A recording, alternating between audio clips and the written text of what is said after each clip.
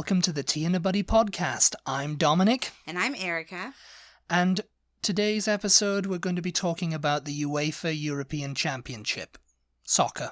UEFA, yeah. UEFA. Yes. UEFA. That's the governing body. What does it mean? I don't know exactly what it means.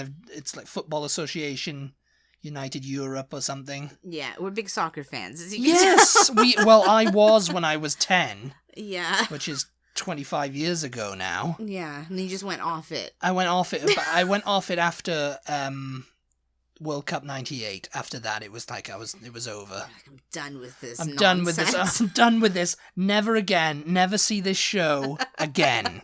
That's what I was like. Never see this show. Why is that though? I don't know. I guess I just grew out of it. Yeah. But I remember. And now you're growing back into it. I don't know what's happening to me. I'm going to talk about that. We're going to talk about this in the next episode, actually, about how I'm refusing to adopt American/Texan ways of life. Oh, yeah. And, that I guess by doing that, I'm just getting more into stuff that I was into as a kid. You're becoming more British. Living in America is causing you to become more British. Yes, and I'm turning Texas British along with me. What? You mean what? You don't even know. What? You don't even know. It's called and we're probably going to do an episode of that, the Anglo Creep. You're an Anglo Creep. You're an Anglo Creep. But yeah, so the last several days, I don't know, like a week.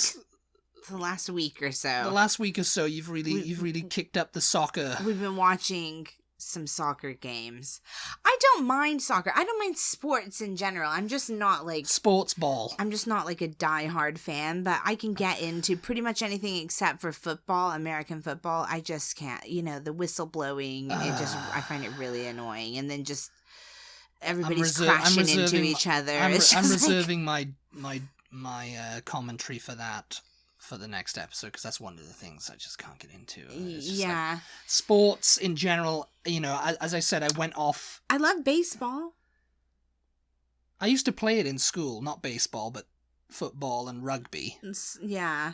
Soccer and rugby. I like about soccer that it's quite fast-paced. Like, there's no real...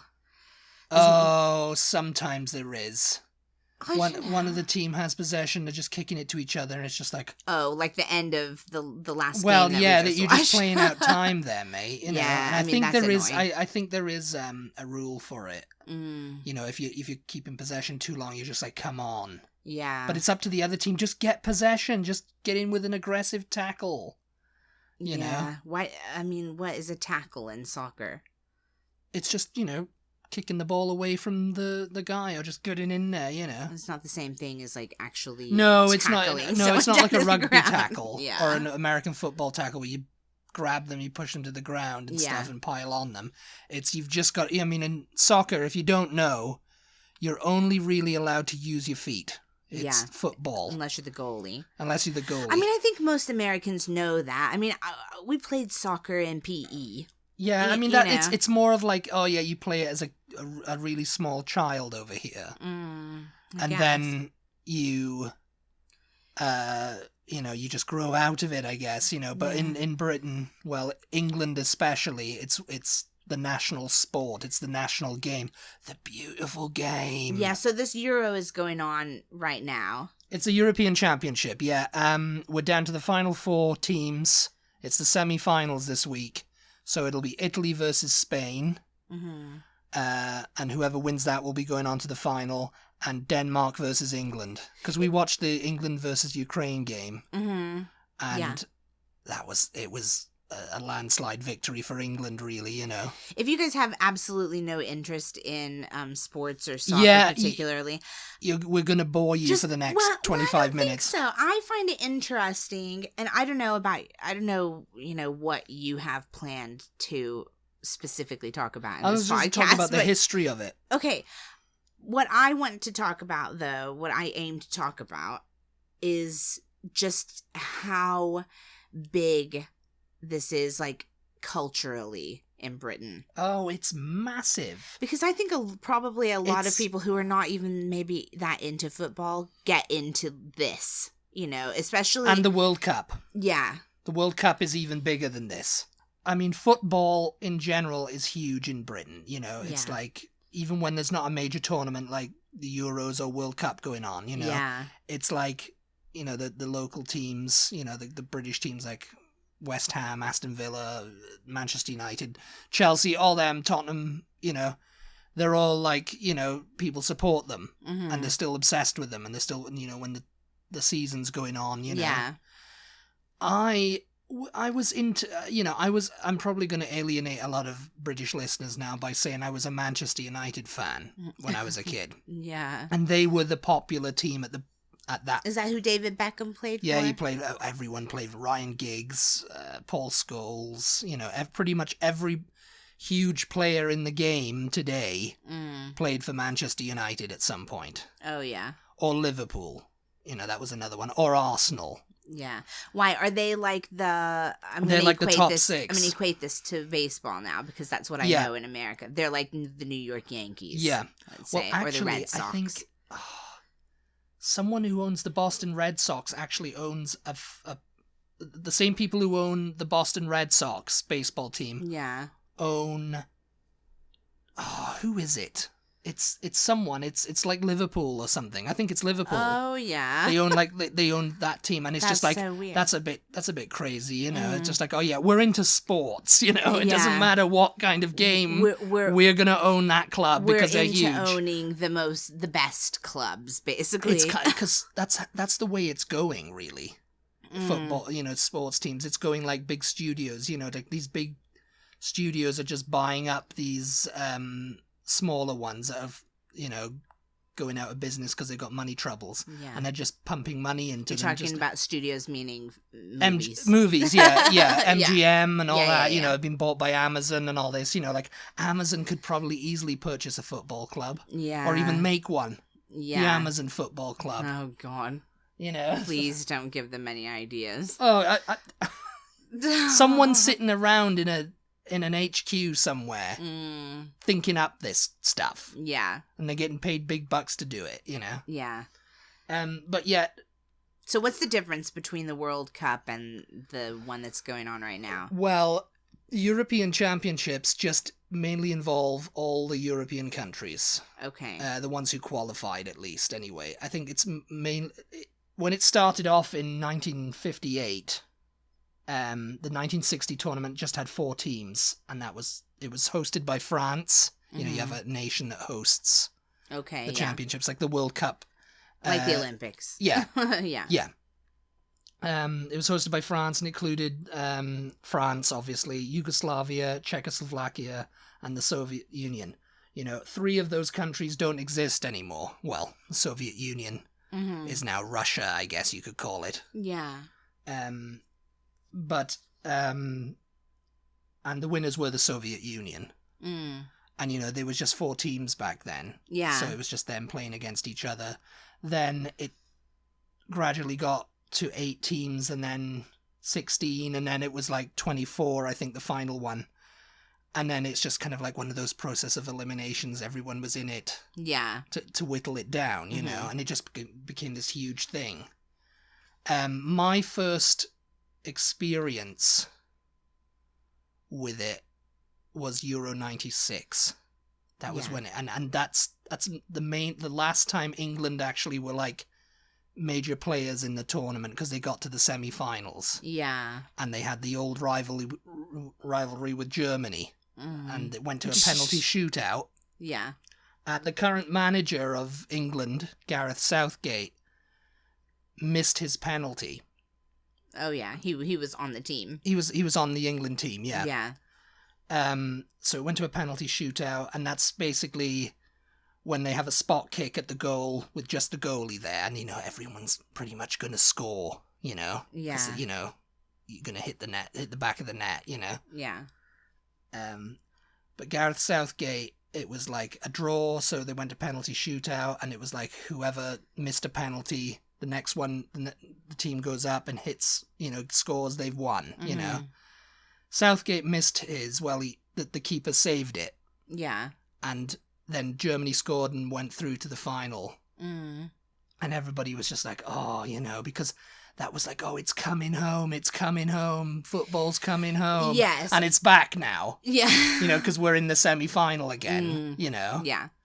And Southgate's led us there, and everybody's like, oh, this is it. This is Southgate's redemption, I was going to say, for our American followers, listeners, who follow any British person, or if you follow any British person, like Rob Beckett or any comedian or anyone who's remotely interested in England, oh, I'm in England right now, and they keep chanting, it's coming home. Or so, Lad Bible even posted something. Yeah.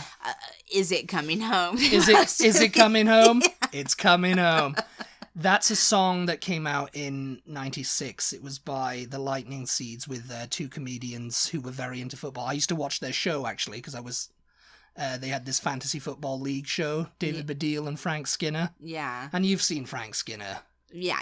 On TV, but they were like a comedy duo, and they were really into football, and they had this show, which was just basically a fantasy football league show, but it was funny. Mm-hmm. They recorded this song, Three Lions, with the band The Lightning Seeds, who were pretty big at the time. Mm-hmm. Have you ever heard the song Sugar Coated Iceberg? They were big in the 90s. No. they were kind of they weren't as big as Oasis and Sugar Coated Iceberg. Yeah. Sugar Coated Iceberg tastes so sweet. Oh my god, get out. It was and they had more songs, but this one they recorded this one, and it was it had this refrain, it's coming home, it's coming, football's coming home, because England were in the semi-finals, and it was like a really good, and they were hosting the tournament too. Oh, yeah. And there was references to the 66 World Cup. It'd been 30 years since England had won the World Cup. Mm-hmm. And, we never, and, everybody was like, oh, yeah, we're going to do really well in France 98. Yeah. That's a really good movie, by the way, you guys. Even if you're not really a football fan, if you like sort of like period films, check out 66. I think it came out in like 2006. The early 2000s. So about 40 years since England won against West Germany 4-2. I mean, that was England couldn't have done any better at that point. That was peak England right there. Because the Euro and the World Cup both only happen like every 4 years. Every 4 years, like the Olympics, like right? the Olympics. So it's not something that happens every year. So you can understand why people would be like extra excited about it, because it's like I'm not into football anymore. I don't follow like the league. I think you are.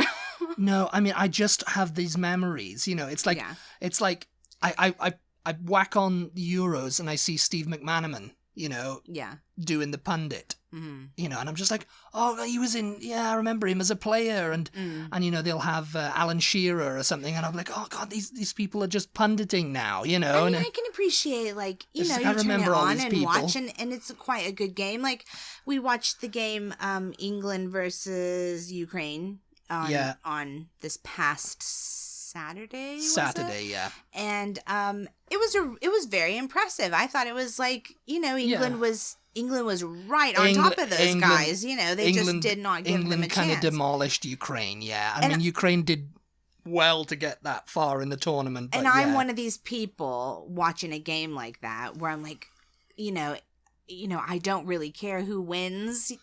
Well, yeah, you don't have any kind of horse in the race. But I don't want to see anybody like get smashed. You know what I mean? So I'm like, come on, Ukraine, get in there, get at least one goal. At the end of the day, and there's a lot of there's probably by the third goal, it was clear that England were winning. Yeah. And it was just kind of a case of like, I mean, football games they're not really high scoring games usually, are they? Sometimes they can be. Oh, really? I've seen like the only Manchester ones I've ever United seen are like thrash people by like 7-0, and the only ones I've ever seen are like 0-0, like 1-0, 2-1 or something. I mean, that's when it's been a good game of football. Then I think because there's been some good plays, and I'm sounding like a pundit now, and I'm like, I have no idea. But it's like, it's funny when you watch those kind of things because you see the pundits on, and they're just like, yeah, so this guy scored 3 goals in the first half, and this is how he did it. And it's like, yeah, we watched it, we know how he did it. And it's like, oh, well, yeah, he just did this. And he what went I like that, about soccer is that it's 90 minutes. And it's done. The clock is counting. It counts up, though, doesn't it? It doesn't count down. It counts. It goes up. It goes up, yeah. Yeah. So it's 90 minutes, and that allows for like some stoppage time, which is like extra time. There's hardly any commercials. There's hardly any whistle blows, and like the players just standing around on the sides of the field strategizing or any kind of like. It's just constant, back and forth, back and forth. Rugby's a little slower, and I feel like I think that the players are quite impressive because you have to be in really good shape to run back and forth that size of field for 90 minutes, When I was playing, as a kid, it was so tiring playing football. Well, your field wasn't anywhere near the size of their field. Nowhere near, but sometimes we did get to play on, like, a football-sized pitch. Yeah. But we weren't playing with a full field, they moved the goals a little bit inward, so we didn't have to run so much. Yeah. But it was like, oh my god, it was like constant running, constant like, sometimes of course you just walk in and like, but if the ball comes to you, then everyone's like, okay, you're just like, oh, I've got the ball. What do I do with it? What do I do? Yeah. Do I make a play? But I was usually just passing, and I was a pretty good defender, and I was a pretty good midfielder. And I always feel really bad for the goalie because it feels like everybody's going, oh, the goalie sucks, like the Ukraine goalie kept letting goals get past him, that obviously. Poor guy. But then when one you think of them about ran right through his legs too. When you think about it, it's like, no, if the guys on his team were doing their job, they wouldn't even let the ball get to the goal. You know what I mean? Like the thing is, right, Ukraine's defense was terrible. Yeah. This is the post-match analysis here, Ukraine's defense was absolutely terrible. Yeah. And it's like, that's why, like...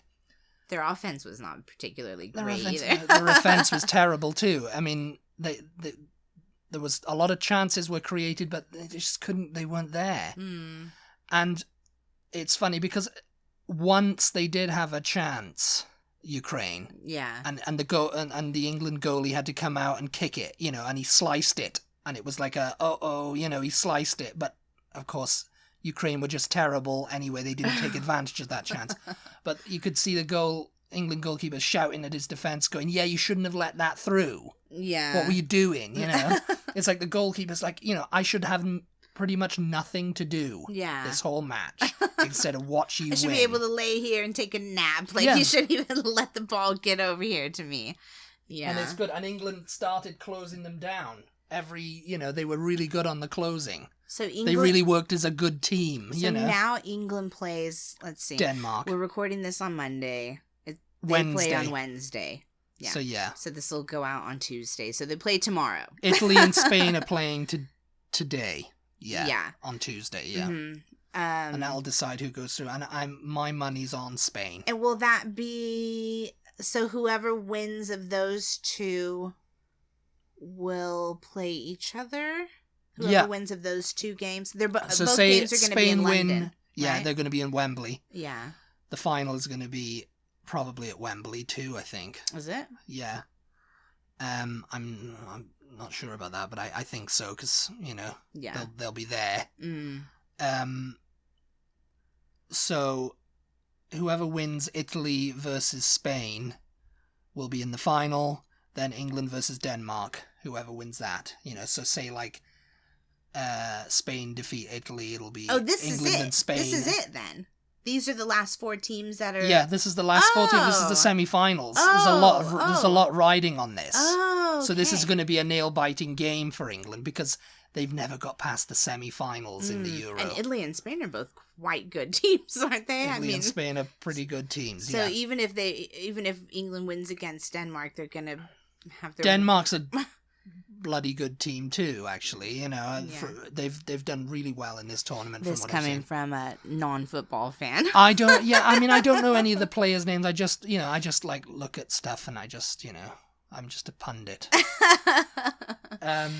I think it's so fun, though, how Britain really gets super into it. I mean, we don't really have anything. What team do you support, Except for when, like, the U.S.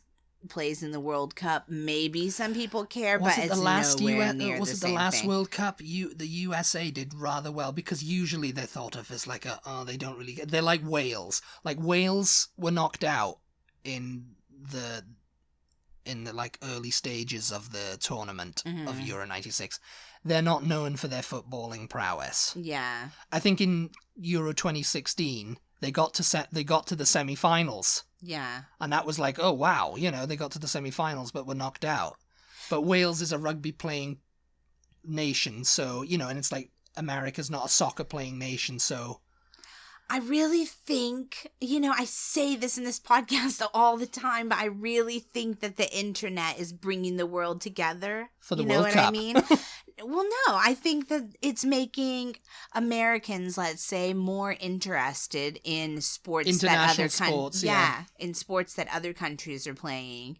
I think maybe it's worked the other way too, because baseball and the NFL. NFL's playing in Britain. They're having games or something over in Britain, aren't they? So they can easily convert rugby stadiums to the NFL, format. So I really think it's bringing the world together. Like, everybody's seeing what their online friends, their social media friends are talking about, and they want to be a part of that. Yeah. And so it's just like, it's going, we need a soccer team here. And speaking of that, we just got a team in Austin. Yeah, Austin FC finally, and they built a stadium for them, and it's major. I think they won their first match, didn't they? It's our first major league sports team of any type. The thing is, Austin. Right, like with the European Championships and everything, you could have like a Mexico versus Canada, kind of like America's Cup. Yeah. For soccer. It could be the whole North and South America. Yeah, I mean, good luck against Brazil. But it's like Argentina aren't so bad either, I guess. But even just states, you could have a state competition. Oh, well, I think they do. What, a Texas versus Florida? Well, yeah, I mean, I think soccer? That's what the Major League...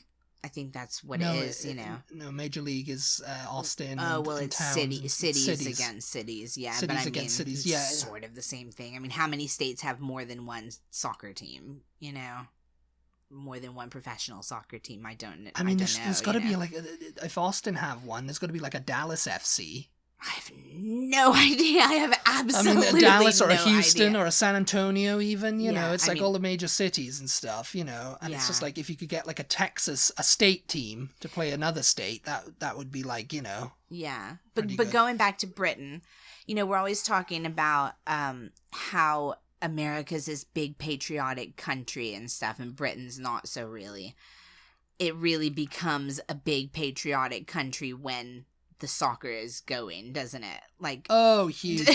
Yes, they're all like, flying England, flags, England, wearing, and it's like someone in the stadium had on a crown. I didn't know what, like a Henry VIII style crown. Yeah. Well, no, it's like a friend of ours on Instagram was in the square in Rome, because England played Ukraine in Rome. Yeah. In a stadium in Rome, the Olimpico Stadium. And so they set up in the squares in Rome big like screens. Yeah, giant screens to watch the game. Yeah. And the England fans who couldn't go to the stadium but had come into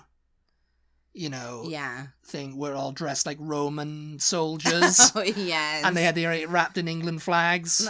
And and it's just like, they're there to have a beer. They were just drinking beers with the Roman helmets and everything, the brush helmets. I noticed how empty the stadium was, and you and I were both kind of wondering, was that COVID? Like, people weren't traveling. I mean, it had to have been, because otherwise it would have been packed, I guess. But, so I don't know if the fans that were in the audience were, like, British expats / Italian fans who were like, fans. England, or they could have been for Ukraine too. Yeah.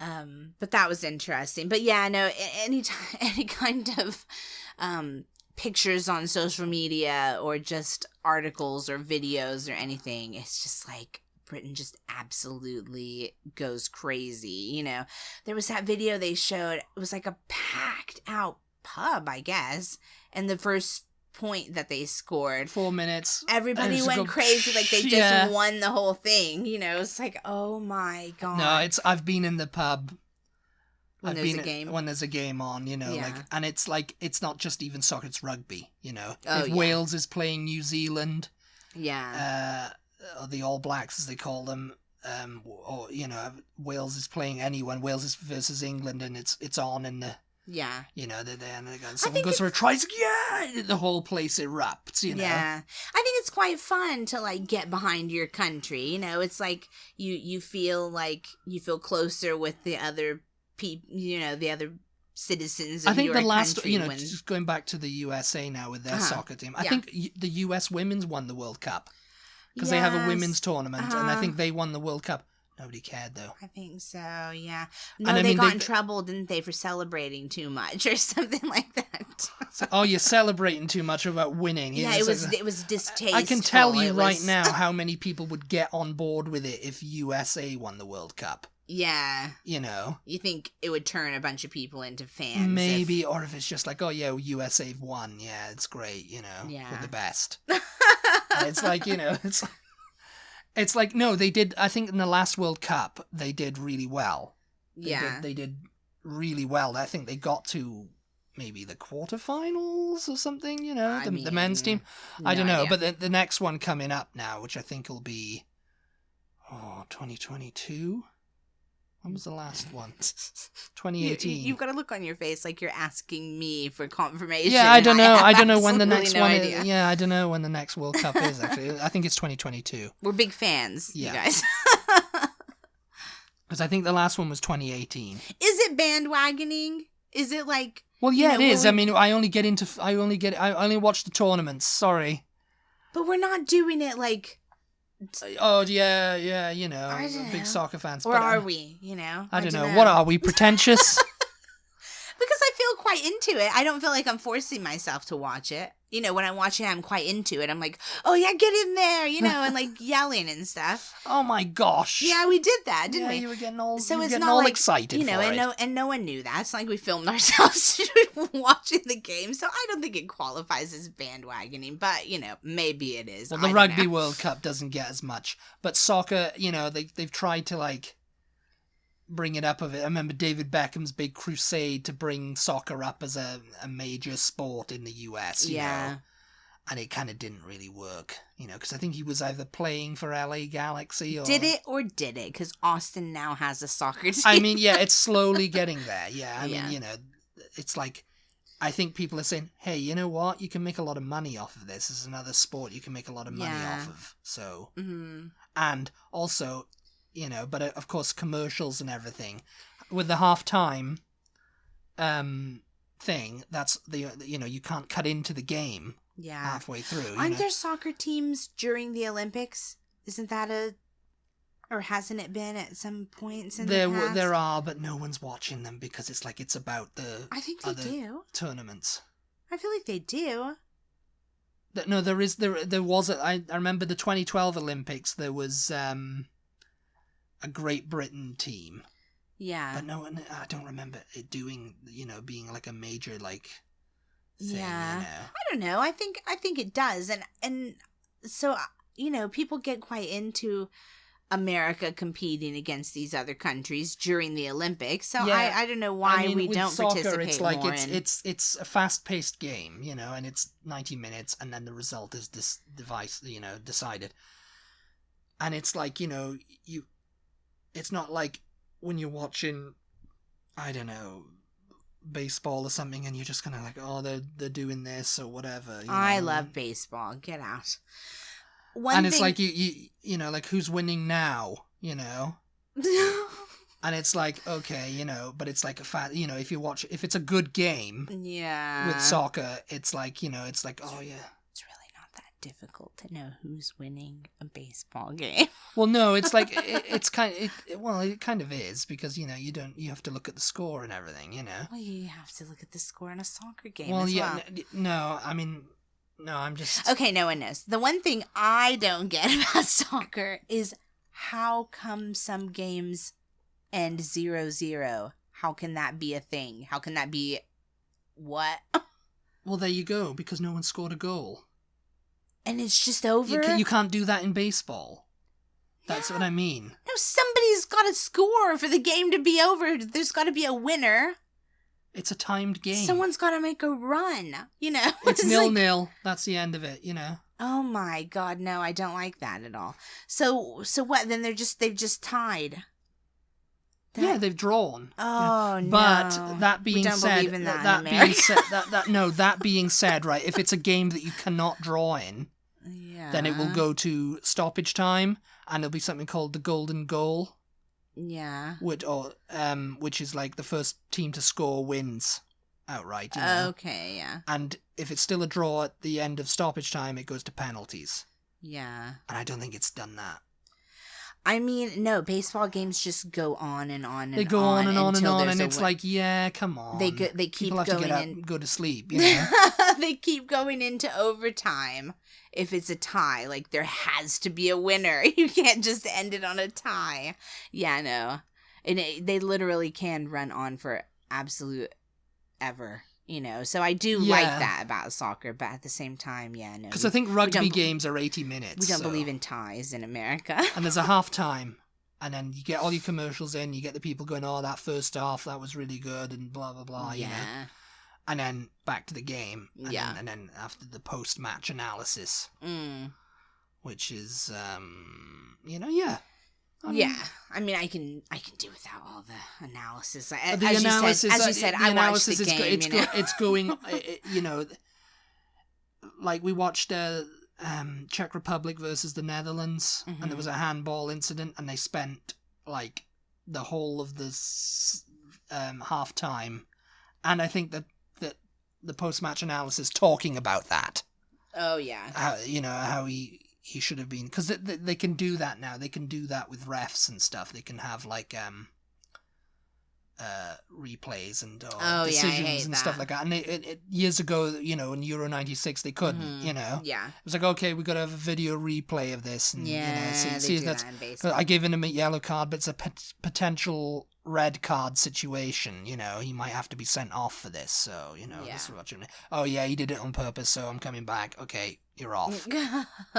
Yeah. So you know, it's kind of like, you know, no one can get wound up about a decision by the ref. You know. Yeah, but I mean, that's a whole completely different discussion, because in my opinion, that's part of the game, you know. That's part of the fun. You know, the ref made a bad call. Yeah. Part of the fun is getting pissed off at a bad call that the ref made. I can tell you right now that if they had this technology back in 1986, English people would not be, would love it because of Maradona's infamous handball into the goal. Yeah. And he even said it afterwards. He goes, I have no idea what you're talking about. Yeah, he actually scored a goal on his own pretty well, but then he got the second in with his hand. You know, he went up to head it or something, and he used his hand to kind of go, you know, and push it in. Yeah. And everybody was like, oh, he clearly that was a clear handball, and the ref gave them the goal and everything, you know. And he said later, it was the hand of God.